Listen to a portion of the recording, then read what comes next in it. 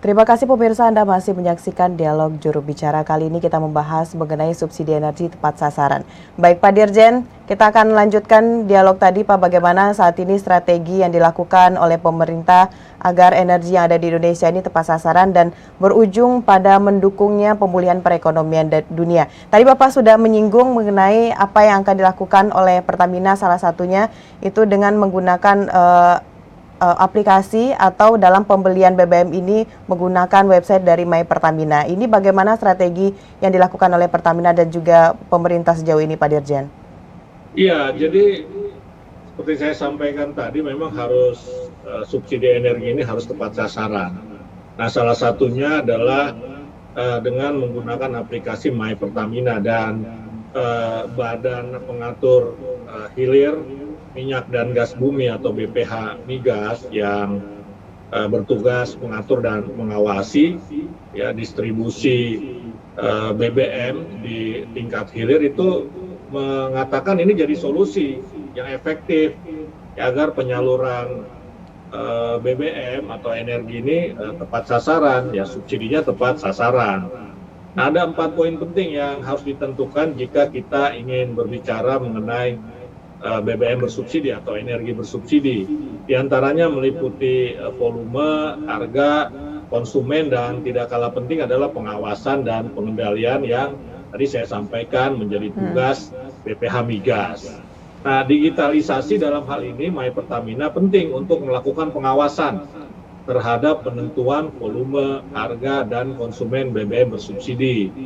Ya, jadi nanti aplikasi My Pertamina ini diuji coba, ya kemudian bisa menjawab berbagai penyimpangan, penyalahgunaan, dan pengisian berulang terhadap BBM bersubsidi. Ya, jadi terawasi ya, terdeteksi ya, supaya orang tidak bolak-balik kemudian membeli BBM bersubsidi, ya kemudian digunakan untuk kepentingan lain, ya misalnya dijual kembali begitu dengan harga yang lebih tinggi misalnya. Nah, ini dengan aplikasi ini akan lebih efektif pengawasannya. Kemudian juga pemerintah ini berencana merampungkan revisi Peraturan Presiden Nomor 91 Tahun 2014 tentang penyediaan, pendistribusian, dan harga jual eceran BBM pada Agustus 2022. Perubahan ini nantinya akan mengatur pembatasan pembelian BBM bersubsidi seperti solar dan pertalite untuk kendaraan mewah ya. Jadi kendaraan mewah ini ya tadi kan, karena 60% penggunanya adalah orang kaya, maka memang harus ada pembatasan, ya harus diatur pembatasannya itu seperti apa begitu. Kemudian Kementerian SDM melalui Badan Pengatur Hulu Minyak dan Gas Bumi atau BPH Migas ini menggandeng Kementerian Dalam Negeri untuk memperkuat peran pemerintah daerah dalam mengawasi penyaluran BBM subsidi tepat sasaran. Jadi pemerintah daerah ini akan dilibatkan karena yang paham mengetahui langsung adalah pemerintah daerah di lokasi. Dan kemudian BPH Migas ini akan bekerja sama dengan Kejaksaan Agung Republik Indonesia untuk memperkuat peran penyidik pegawai negeri sipil atau PPNS di lingkungan BPH Migas untuk melakukan pengawasan agar BBM subsidi ini tepat sasaran. Nah, kira-kira itu yang dilakukan oleh pemerintah untuk mengawasi, untuk mengendalikan agar subsidi BBM itu tepat sasaran, tidak disalahgunakan. Baik, berarti di samping Pertamina mendapatkan amanat dari pemerintah untuk mengawal juga pendistribusian dari energi ini, pihak atau pemerintah juga telah melakukan berbagai upaya, baik itu dari kolaborasi antar kementerian dan lembaga, agar subsidi energi ini tepat sasaran gitu ya Pak Dirjen. Lalu sejauh ini Pak Dirjen, Indonesia juga sebagai tuan rumah presidensi G20. Kira-kira nanti yang akan menjadi ide atau apa yang akan diusungkan oleh Indonesia dalam kegiatan ini terkait dengan sektor energi seperti apa Pak? Ya, jadi kita tahu bahwa permasalahan energi ini bukan persoalan 1-2 negara ya, tetapi persoalan global. Apalagi tadi penyebabnya adalah perang Rusia-Ukraina, jadi ada masalah geopolitik begitu. Kemudian yang lain adalah kesepakatan di antara negara-negara di dunia ini untuk zero karbon ya, supaya nanti tidak ada emisi karbon lagi begitu yang mencemari udara dan menyebabkan global warming. Nah, Indonesia sebagai presidensi G20 melakukan berbagai upaya. Ya, misalnya dalam pertemuan G7, Indonesia sebagai presidensi G20 kan diundang Presiden Jokowi. Ini Presiden sudah menyampaikan ya, agar dunia bersama-sama memulihkan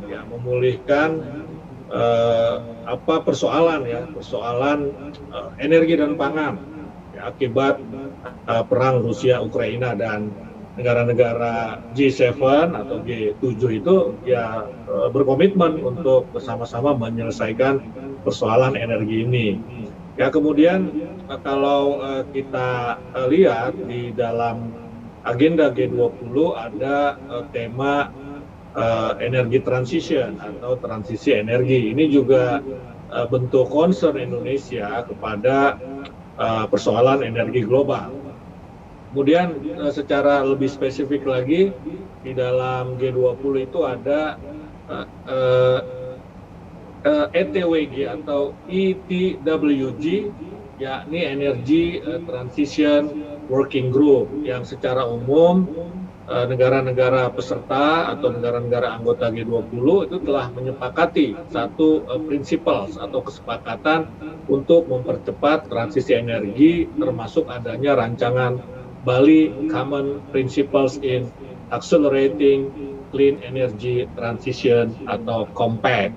Nah, seperti saya sampaikan tadi, ini juga momentum sebetulnya bagi dunia ya di tengah persoalan pasokan energi untuk segera bersama-sama beralih dari energi fosil ke energi baru dan terbarukan.